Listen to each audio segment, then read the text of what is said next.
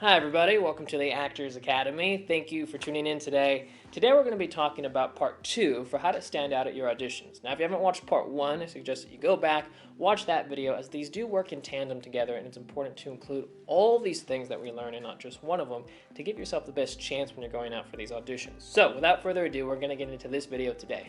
Alright, so we're going to be talking about how to stand out at that audition.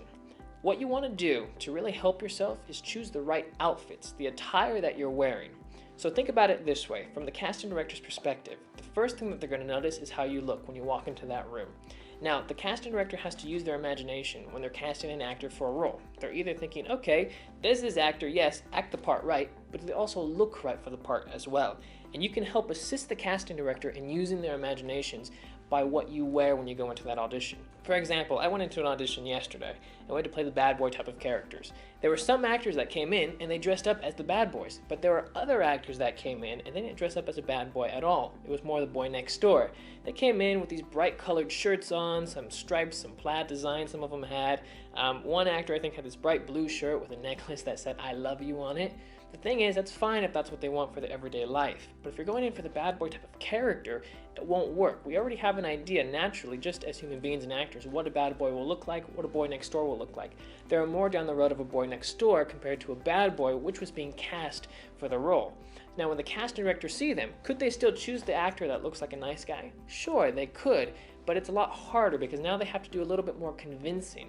You see, when the casting director is using their imaginations and they see you, it's a lot easier to imagine someone playing a bad boy when they look like a bad boy. It's harder to picture a nice guy being a bad boy when they look more like a nice guy. Which brings me to this point. The casting director will have 3 thoughts when they see you. They're either going to think, 1, this actor looks right for the part. 2, they're going to think, I'm not quite sure, maybe they are, maybe they aren't. Or 3, they're going to be thinking, this actor's not right for the part at all. Now, if you're in slot 1 or 2, that's great. Hey, if you're here, if they think, wow, you look great for the part, all you got to have is your acting be good. If your acting is bad, that can be a hindrance for you. But if your acting is good, that's all you need. If you're here and they're not quite sure yet, again, if your acting is good, sometimes you can go and convince them. Now, if you're here though, it's very hard to convince the casting director now that you're right for the part, because already they have a negative view of you, thinking, wow, you're supposed to be the bad boy, you look like the nice guy boy next door here. It's harder to convince them that you're the bad boy type of character. It is possible, but it won't work for every casting director. Even if your acting is amazing and great, you can help yourself just by looking right for the part, because it helps the casting director use their imaginations more. Just think about it in that sense from the casting director's perspective. From the casting director's perspective, they're going to be watching you, and they have to use their imagination to see if you're right for the part. Are you right for the entire movie? Are you right for the scene that you're auditioning for right now? Can they imagine you being this character throughout the entire movie, working with the actors and actresses that are a part of the project? They have to use their imaginations. You, as the actor, again, can assist them in that process just by wearing the right outfits. Now, if you guys can implement all this, it will really help you stand out at your auditions.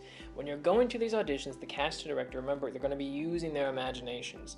Think about it more, so if you want to think about this in the easiest terms possible, think about it in color schemes. What is the color scheme of the boy next door? What is the color scheme of the bad boy? That's the first step. That's what will help you guys the most. That's what will really help you guys when you're going through and building these characters.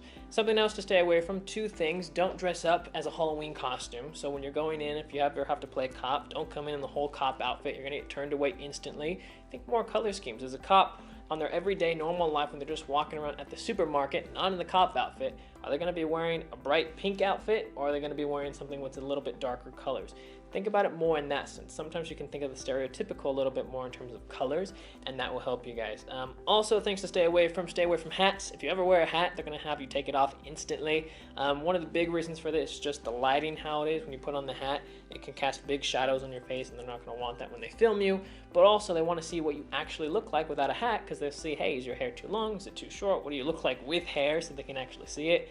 Also, if you do wear a hat and they have you take it off, as many of you already know, your hair's going to be all crazy, it'll be all messed up, and it might be a little bit harder for you to act the way that you want, because now you're going to be all focused on your hair, thinking, oh, how do I look? Do I look okay for the part? And just don't wear a hat. Stay away from that. No hats, no costumes. Just come in, Dress, if you're going to be a bad boy type of character, dress more as a bad boy type of character. Think color schemes. If you're going to dress as the boy next door, make sure you're not dressing up as a bad boy. So, I hope you guys liked this video. Make sure you guys subscribe to the channel to keep you up to date with everything. Give this video a thumbs up if it helps you guys.